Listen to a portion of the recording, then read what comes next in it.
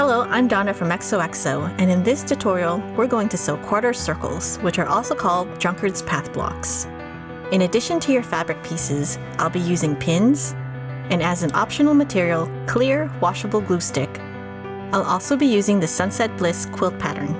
It's a quick-to-piece weekend project that you can find at xoxo.com. Now let's flex those sewing muscles and get started. First things first, a quarter circle block consists of two pieces, the convex piece and the concave piece. Thanks to my math teacher, I'll always remember that concave is the one that looks like a cave, so convex is the exact opposite. If you're using a template to create your convex and concave pieces, don't rush the cutting process. Cut your paper templates and your fabrics accurately. Starting off your project on the right foot can save a lot of issues down the road. I'm going to be working with medium-sized pieces here, which will finish to about a 6-inch block. If you're working with anything smaller than this, you might try skipping the crease marks that I will mark as optional, and I'll explain that in a minute. First, create a center crease mark by folding it in half, like this. For the optional step, take the fabric edges and fold it to the center. Repeat the same in the concave piece, creating a center crease mark by folding your curved edge in half. And then the optional step of folding each fabric edge to the center to create additional marks. Now, the smaller your pieces are, the trickier they tend to work with. So for smaller pieces, you'll create a center crease mark by folding it in half like this, for both the convex and the concave piece. Now take your concave piece and turn it upside down so that the right sides are together, match up the center crease mark, and pin. Then you'll line up the straight edges together and pin. As you can see, it's a little trickier to maneuver smaller pieces, but totally doable.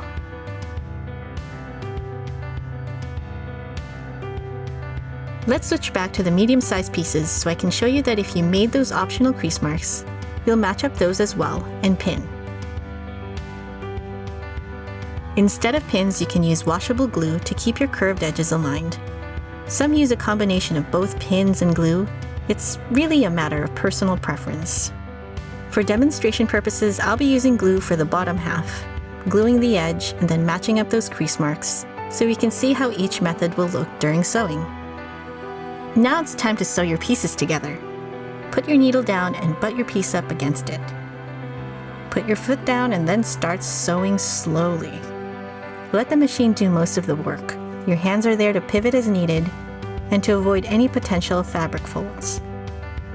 If you come upon a stubborn fold along the path, you can try shifting the fabric gently, or lift up the foot and then shift the fabric gently.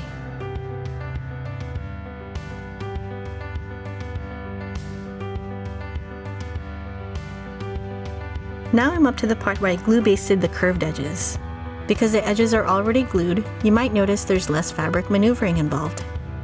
Here's a sample of sewing small curves, which again tends to be a little more challenging than their bigger counterparts. It also doesn't help that there's a camera right in front of my face. But I want to demonstrate what happens when you sew a fold, like this. The good news is that many times, this kind of fold is minimal. It can be easily corrected by pressing on it with a hot iron. Just put it under an iron for a second or two, and voila, all fixed. Other solutions are to try sewing more slowly or make those optional crease marks and use more pins or glue. You could also try using a walking foot, which helps to feed your two fabric pieces evenly through the machine.